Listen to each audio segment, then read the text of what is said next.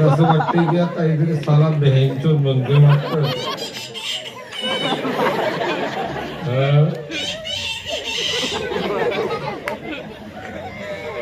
मुक्का दिसतोय.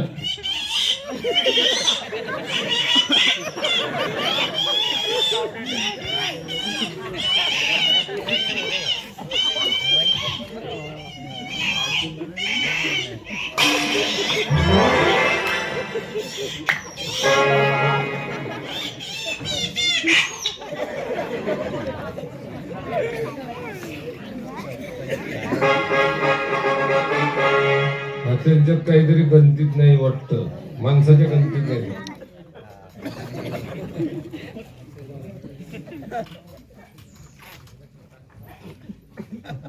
बापरे धर्मवीर, जय वीरू. बरं मी तुम्हाला विचारतो, तुम्ही आलात कुठून? कुठून आला?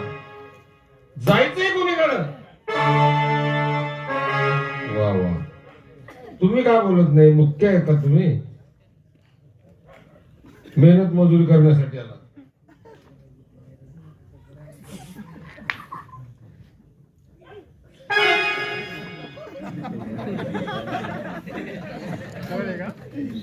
काय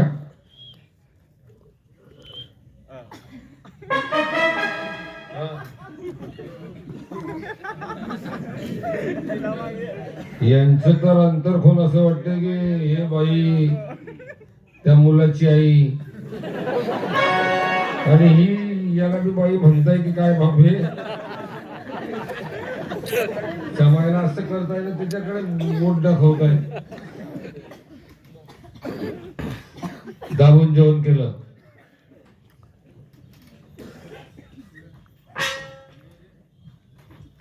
भांडे धुवायची अट्ट पडली म्हणून बोलत नाही. बसा खाली. आता या मुलाला विचारतो, हा मुलगा या लोकांमध्ये मुलगा आहे तर हा मुलगा बोलल्याशिवाय राहत नाही, बोलल्याशिवाय राहणार नाही.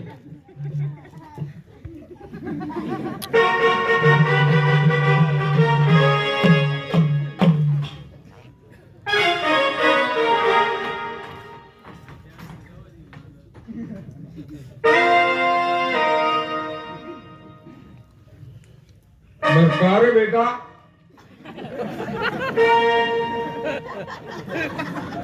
अरे मुलगा समजून बेटा म्हटलं मी तुला. हा बरं मी तुला विचारतो, तू आलास कुठून?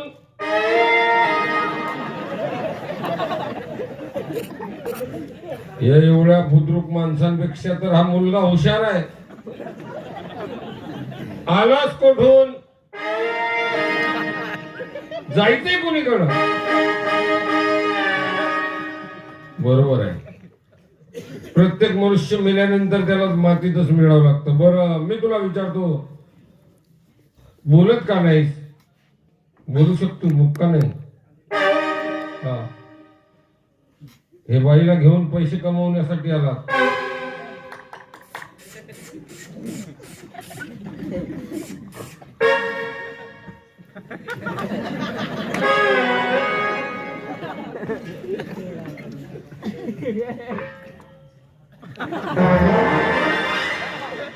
भांडे घासायची अट्ट पडली.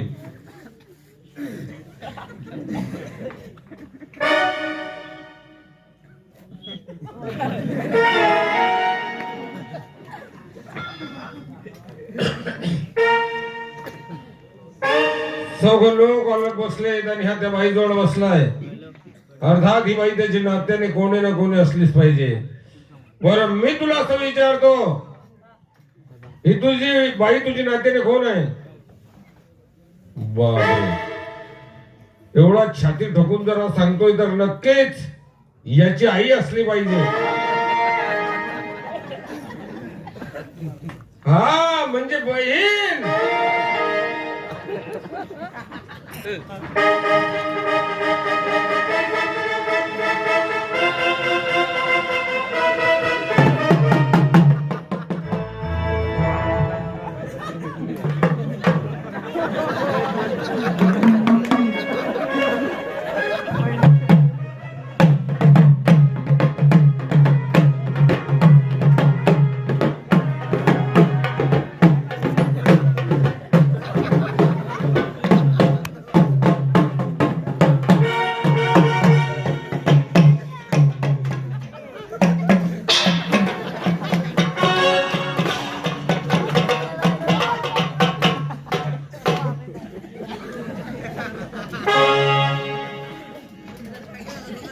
हा म्हणजे तुझी बायको.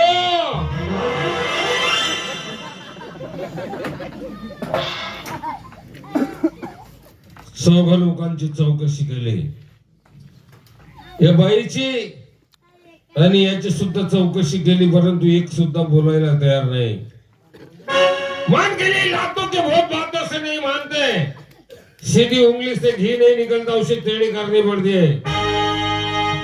या ठिकाणी या लोकांची भांडी पडली, यांची भांडी घेऊन माझ्या घरी निघून जातोय. ज्याचे भांडे असतील तो माझ्याकडे तक्रार करीत येईल. चला जातोय.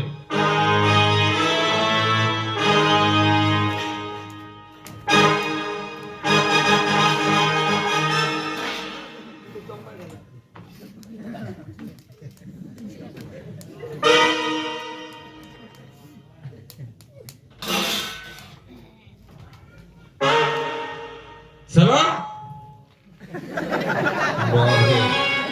चांगला सुजाण गावचा मारुती दिसतोय, घेऊन जा म्हणतोय.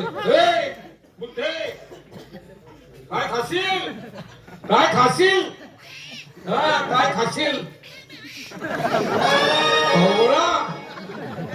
मायला भज्यावर पावळ्यावर लागे दिसतोय. जा, तुम्हाला गरज नाही. चला.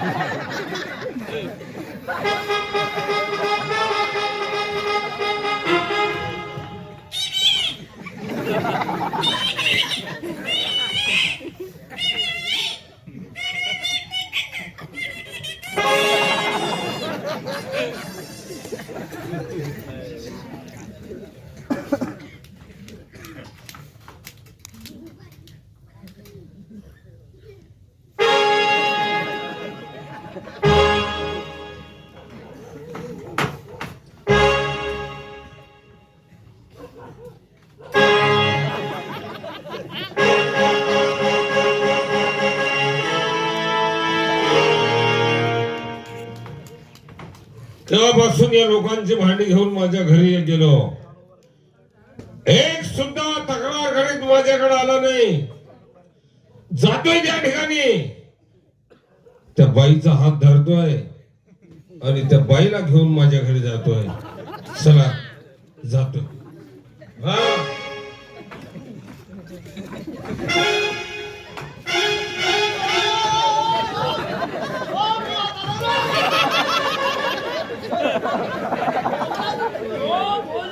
भांडा जो बोलीन तो भांडा दो राहणार.